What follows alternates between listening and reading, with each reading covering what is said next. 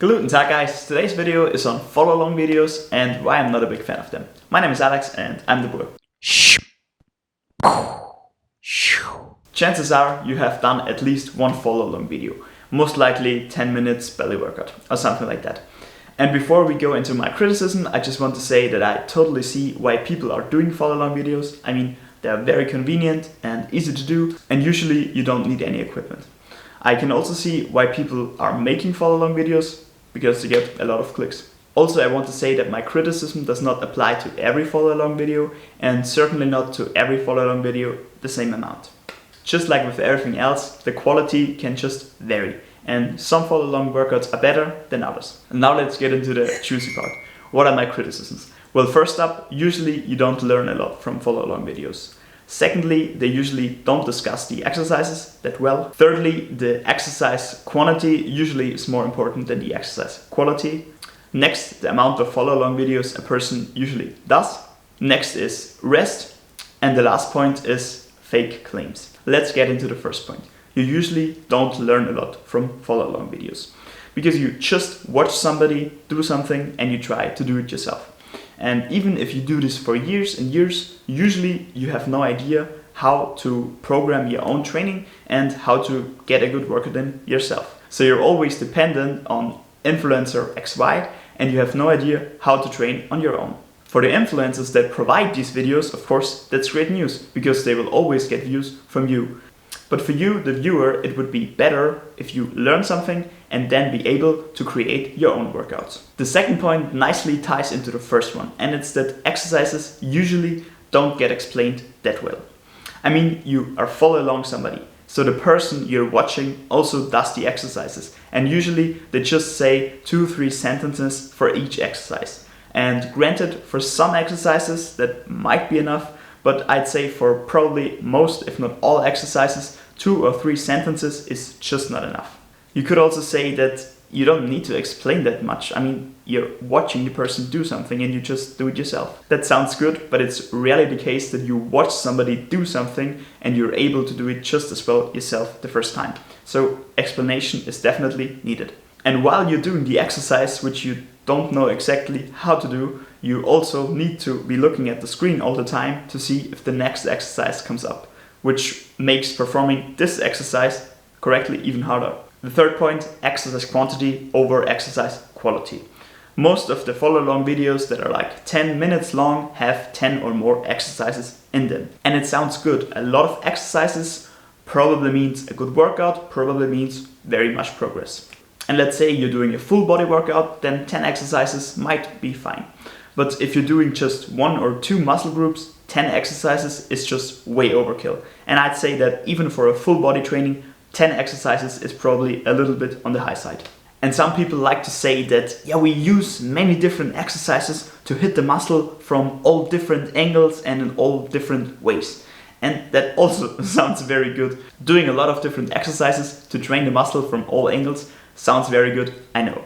And it can be useful, but it's only useful for people that already have a very high fitness level. So for you, most likely as a beginner, you don't really need to think about it at all. Because if your fitness level is still fairly low, it's much more beneficial for you to pick a few exercises and learn them correctly, instead of doing a lot of exercises but just half-ass. Oh, I think I'm doing it right. Next exercise. Let's say in a workout routine you're doing 3 different exercises for one muscle, and maybe you only have your own body weight or 1 small dumbbell available. Now it might be the case that one exercise is so easy that you're barely training, another one might be very good and fitting for you, and the third one is so hard that you barely can do it. In this case, it would be much smarter not to do all 3 exercises, but to spend the time rather on the second exercise that had a difficulty level that was good for you, and spend all the time doing just this exercise, instead of doing one that is barely training and then doing another one you can barely do. Of course, this example where one exercise is so easy and the other one is so hard is a little bit over the top. But in general, this kind of thing often appears in follow-along workouts. Another thing that often happens in follow-along workouts is that 2 or 3 exercises are basically the same exercise, but just with a very small change.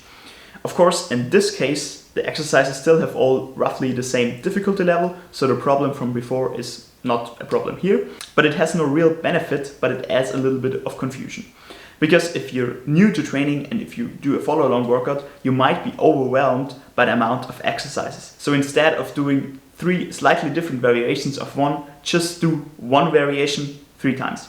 Now to the next point. Not just the amount of exercises in a follow along workout is usually pretty big, but also the amount of follow along workouts that one person consumes. Doing something new every time, never doing the same thing twice, shocking the body with different training systems. That all sounds very good, but usually that doesn't result in a very efficient training. First up, you should try to make your training harder over time. And if you're doing something completely different every time, there is really no way to tell if you're progressing or not. Today's workout might be more difficult than the workout you did last time, but if it's completely different, there is really no way to tell if it was in fact harder or not. And doing something new to shock the body and add muscle confusion. That sounds so cool. I know, it sounds cool. But your muscles, they don't have a brain, so they don't know that you're doing a different training. Muscle confusion basically just means introducing the muscle to a stimulus it's not used to. That can be another exercise, but that could also be just adding another set, adding another rep, using a little more weight, doing a slightly harder variation of the same exercise. If last time you did 10 push-ups and now you're doing 12, your chest will be confused enough, trust me. Changing your training from time to time is definitely a good thing, but it's something that should happen over the course of weeks, if not months, and not from training to training. What's also not very optimal in most follow-along videos is the rest time.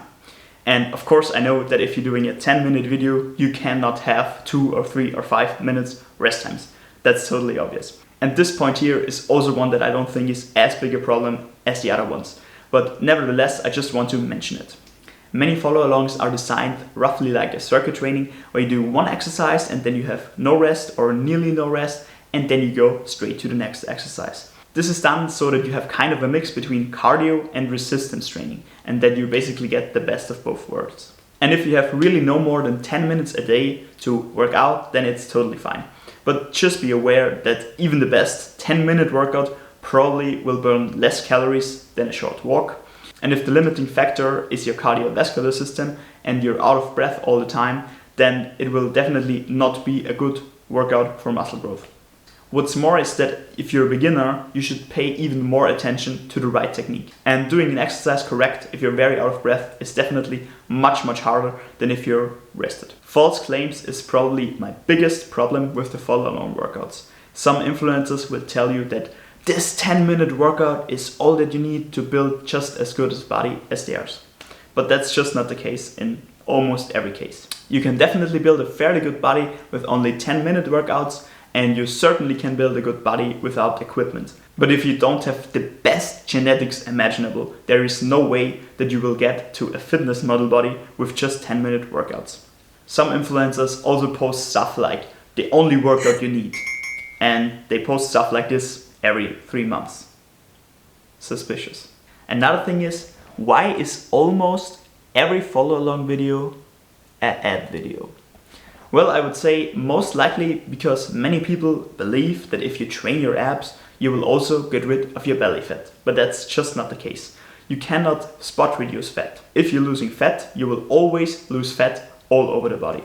So even if I train my arms, I will not burn more fat on my arms. And if I train my belly, I will not burn more fat on my belly. To train your abs, to grow them so that they will show a little bit earlier, even if they're covered in fat, makes sense. But training your abs to get rid of belly fat makes no sense. So that was my rant.